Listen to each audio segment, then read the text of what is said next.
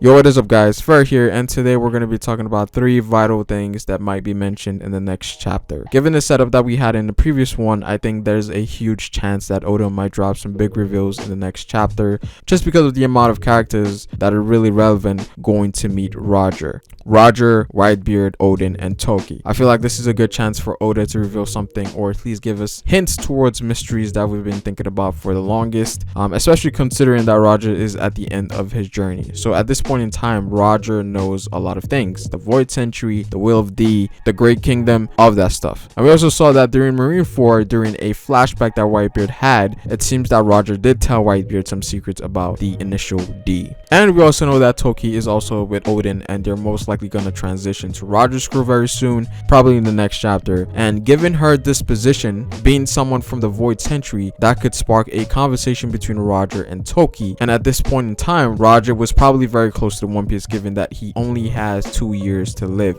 So I feel like this chapter, apart from the fighting, might potentially give us a lot of hints towards many mysteries, or something that we wanted to know about the old generation for a very long time. Now the second one being Roger's Devil ability, or his power, which is most likely hockey related. Now Roger having a Devil Fruit has been a very big topic in the One Piece community.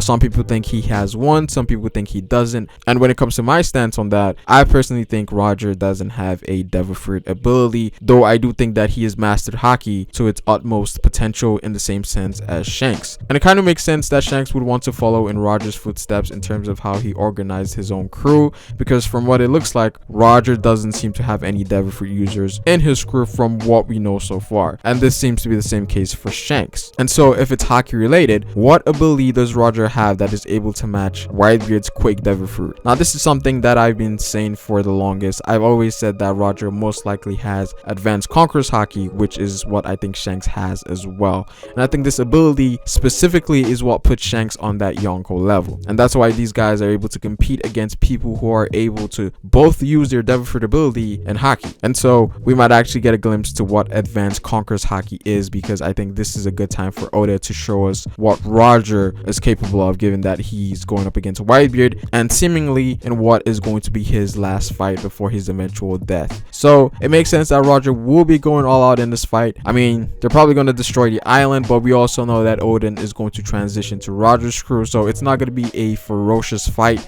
There's still going to be some sense of friendship there with Whitebeard and Roger, but we're definitely going to see a glimpse of what Advanced Conqueror's Hockey is. Now if you guys want to know my thoughts on what Advanced Conqueror's Hockey does, I'll drop a link in the description so you guys can go check that out. But basically I explained what I think could be one aspect of Advanced Conqueror's Hockey. I think Conqueror's Hockey, just like Observation and Armament, is going to have different variations of its form, just like how Observation has Sensory and Precognition. I think Conqueror's Hockey has a few variations as well, but in that video specifically I am talking about the intimidation aspect of Conqueror's Hockey, and sometime next year I will be talking about the physical aspects of it. But again, links will be in the description if you guys want to go check that out. But let's get back into this video. Now the third thing that I think could be mentioned here is Roger's sickness. Now this is something that's also kind of a mystery, in the sense that Roger got this incurable disease, but we don't know anything about it, or there's no context behind it. Could this be something that he got during his journey, or is this some kind of one-off sickness that isn't really relevant to anything? Now I feel like this is something that could also be parallel to Luffy, because we know that Roger was also reckless, as stated by Garp. Sometimes Luffy's recklessness comes in the form of him using drastic measures to overcome certain obstacles. Abilities like Gear Second, and the overuse of certain forms, the hormones that he used in Impel Down,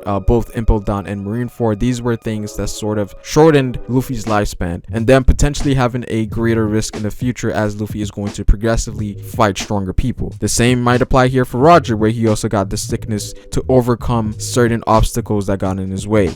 I feel like that's something that could parallel Luffy to Roger, but in Luffy's case, that's where Chopper's goal comes into place. But I feel like Roger's sickness might be brought up in this fight, and maybe, you know, when Roger and Whitebeard are fighting, where Whitebeard gets the upper hand on Roger because he's becoming weaker. Now we don't know what the sickness entails, whether it makes him weak in a fight, but that might be something Oda used to sort of justify Roger getting weaker, or something of that sort. Now if you guys have any idea on what could be revealed in the next chapter, definitely comment down below what you guys think, because there's a lot of possibilities here. But that is pretty much it for this video, guys. Comment down below what you guys think, like the video if you liked it, and subscribe for more One Piece content on this channel. It is Pharaoh, and I will see you folks later. Peace.